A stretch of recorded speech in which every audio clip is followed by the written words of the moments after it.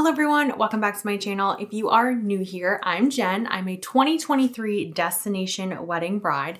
I got married on February 2nd, 2023 at Dreams Playa Mujeres in Cancun, Mexico.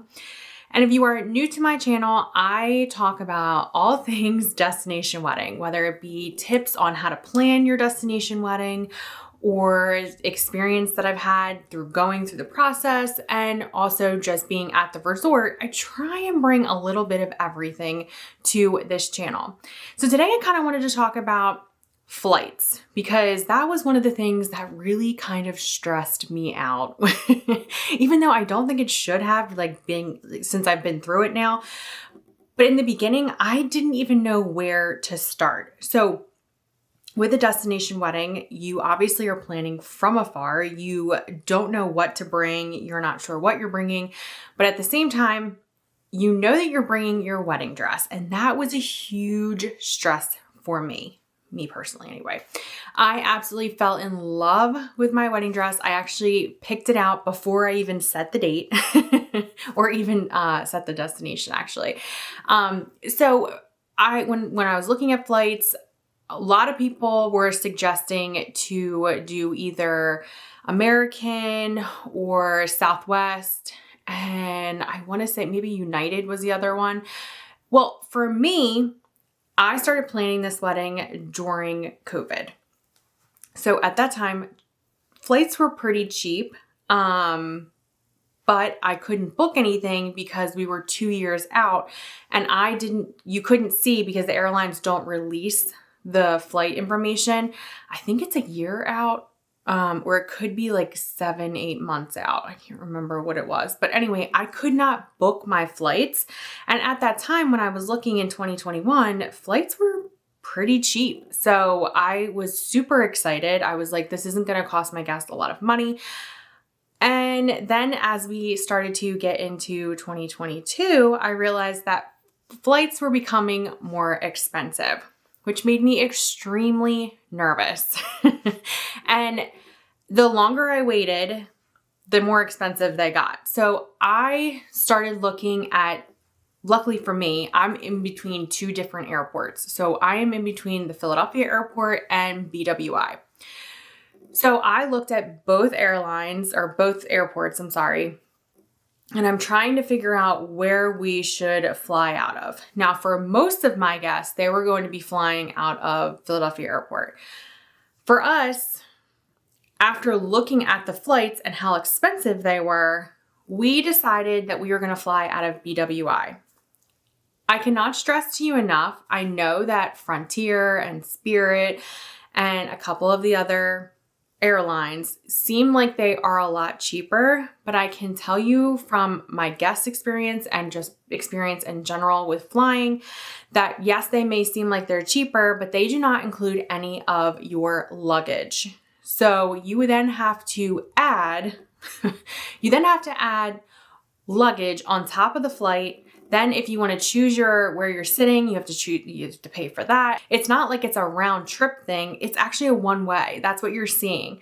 So it's $40 for one way and $40 back. And honestly, it ends up costing more than it would if you would have just gone with the airline that either offers it and is like a little bit more expensive, or if you fly Southwest, you actually get 2 bags for free.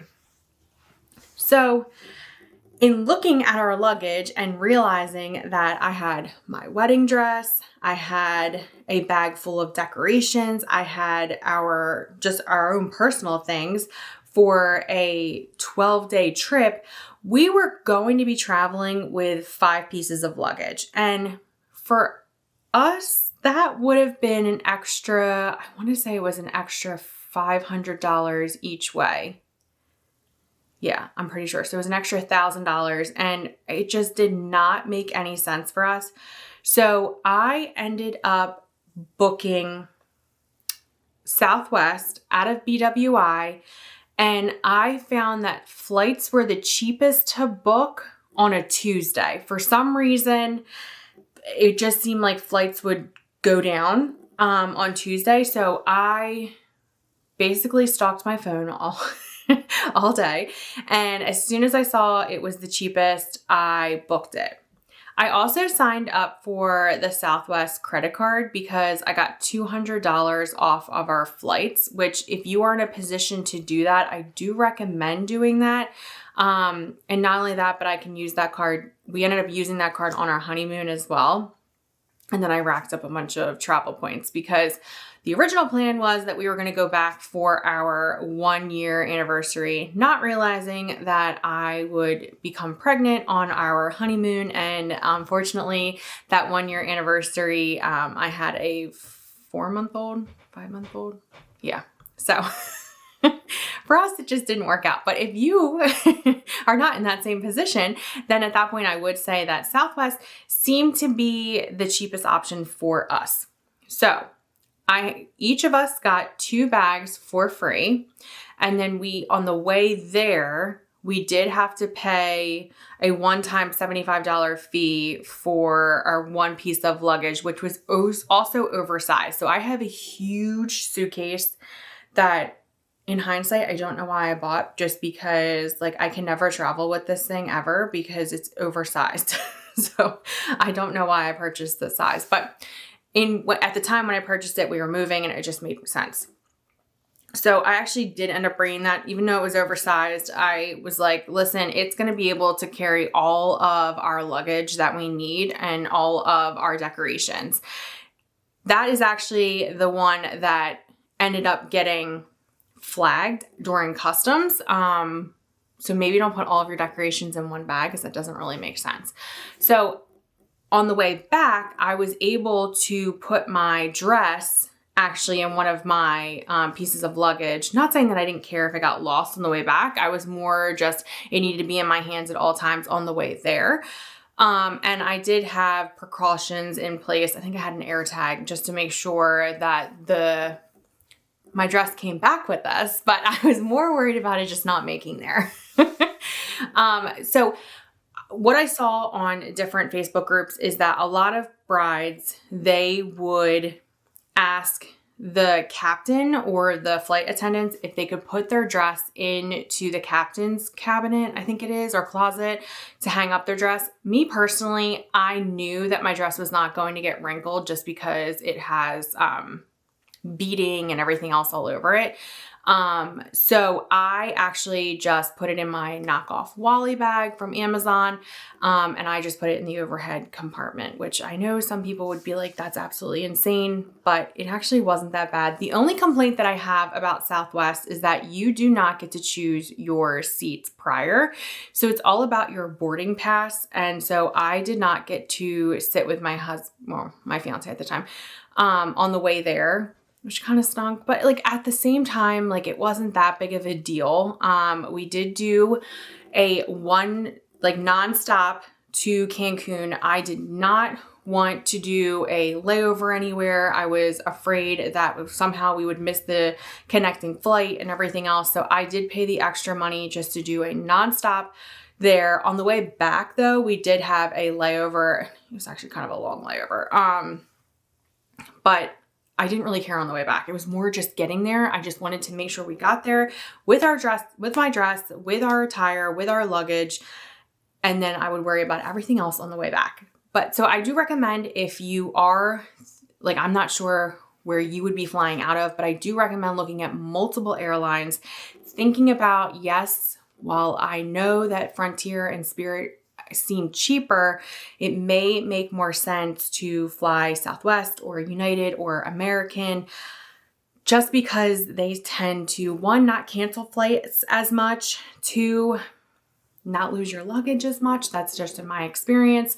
And then actually my guests ended up, as they were leaving the resort, their Frontier flight was canceled and they had to spend the evening at a Mexico hotel. I do not know where they ended up staying. I felt terrible, and they ended up having to spend, like, pretty sure it was like $1,900 to get back because their flights got canceled. And then it was just an absolute mess. Now Frontier did give them vouchers, but it honestly probably wasn't enough. So just keep that in mind.